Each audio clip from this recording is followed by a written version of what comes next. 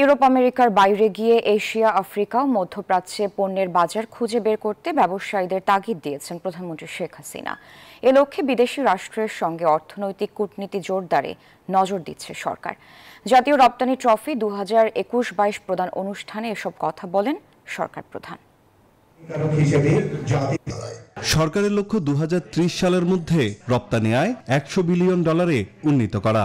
এ কারণে শীর্ষ রপ্তানিকারকদের উৎসাহিত ও সম্মানিত করে প্রতি বছর জাতীয় রপ্তানি ট্রফি দেয়া হয়। এবার 77 প্রতিষ্ঠানের হাতে পদক তুলে দিলেন প্রধানমন্ত্রী।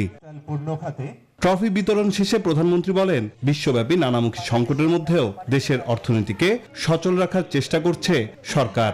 আমাদের যে উৎপাদিত পণ্য সেটা আমি বাজারজাত শুধু দেশে কেন, বিদেশে কেন, আমার দেশেও যাতে করা যায় সেই ব্যবস্থাটা আমাদের নিতে হবে। আজকে কিন্তু সেই পরিবর্তনটা এসেছে, এটা নিশ্চয়ই আপনারা স্বীকার করবেন।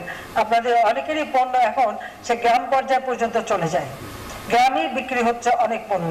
অর্থাৎ গ্রামের মানুষ, আমার প্রত্যেকটা প্রকল্প এবং নীতিমালা এটাই লক্ষ্য ছিল যে আমার নিজের দেশের মানুষের ক্রয় ক্ষমতা যেন বৃদ্ধি পায়। বাংলাদেশি পণ্যের জন্য নতুন নতুন বাজার খোঁজা এবং রপ্তানি বহুমুখীকরণের উপর গুরুত্ব দেন সরকার প্রধান। এক্সপোর্ট বাস্কেটটাকে বাড়াতে হবে, বহুমুখী করতে হবে। যে কোনো একটা বিষয়ের উপর রপ্তানির জন্য নির্ভরশীল থাকা যায় না, কারণ একটা জিনিসের চাহিদা চিরদিন সমানভাবে থাকে না। সেটা মাথায় রেখে আমরা কোন কোন দেশে কি কি রপ্তানি করতে পারি সেইভাবে আমাদের নিজেদেরই একটা অনুসন্ধান চালানো, সেইভাবে তাদের সাথে যোগাযোগ করা এবং সেই সুযোগটা করা।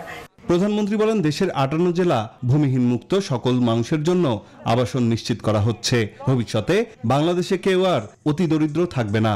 আজকে 58টা জেলা ভূমিহীন গৃহহীন মুক্ত হয়েছে। নাইম আলচিকো, নিউজ 24, ঢাকা।